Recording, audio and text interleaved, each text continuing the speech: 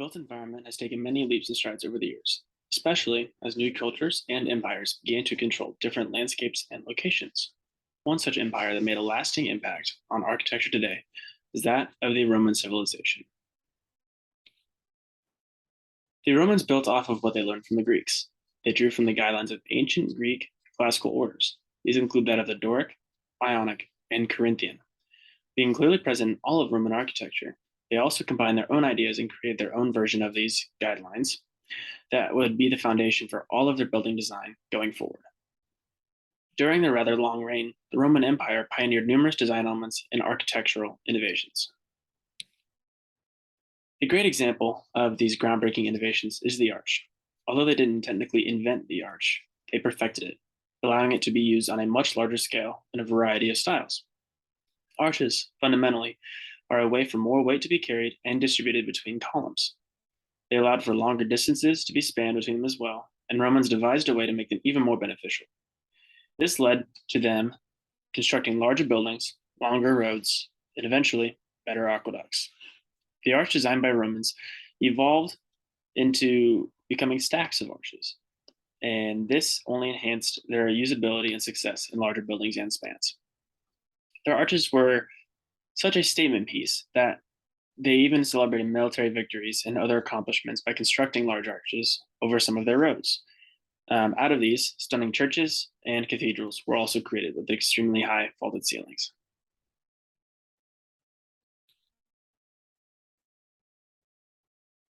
From arches, the idea of domes was born. In layman's terms, a dome is a series of arches arranged in a circle to create a continuous semisphere type of ceiling. They require no internal support and are quite the architectural feat. The oldest surviving dome was located in Emperor Nero's Golden House, constructed in roughly 64 CE, about 13 meters in diameter. Gaining popularity quickly, they became more and more prevalent in public buildings. The Pantheon remains to be the largest unsupported concrete dome in the world.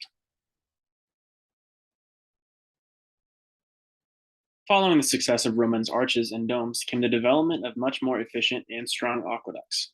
Aqueducts were used to transport water for irrigation for crops, gardens, drinking, bathing, and more.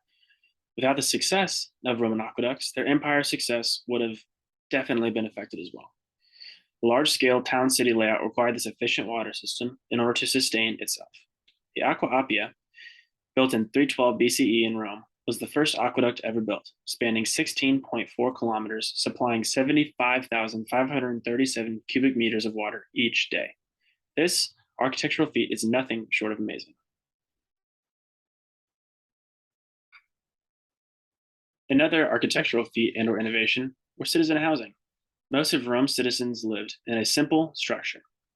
These structures even included blocks of flats. However, the rich were known to enjoy life in villas. Villas were essentially country estates that enabled the residents to escape from their crowded lives and the heat of the summer. One such example would be the Villa of Emperor Hadrian in Tivoli.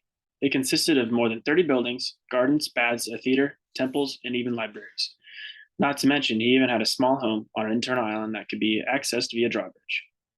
Many villas had atriums as well, and three spaces that owners, slaves, and storage were all located separately. Additionally,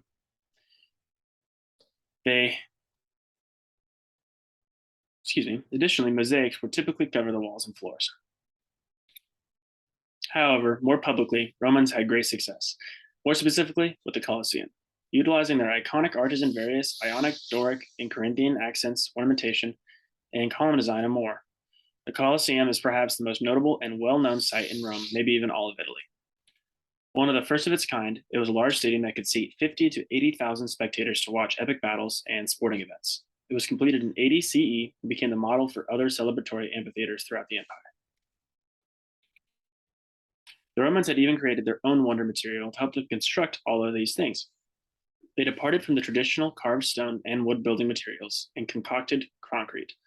It was behind the Roman architectural revolution of the late Republic in 1st century BCE. This became the first time buildings were able to be constructed with a beautiful structure and decoration. This impact, in particular, has proved to last, being very similar to the cement we use today. Roman concrete was used by mixing rubble with mortar, and once water was added, it would harden. They could even use this newfound concrete underwater.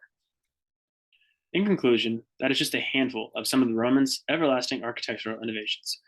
They truly pioneered much of what we see today. From building materials to fundamental architectural elements, the Romans truly knew what they were doing and knew how to make a statement that would last thousands of years. They truly were a great city.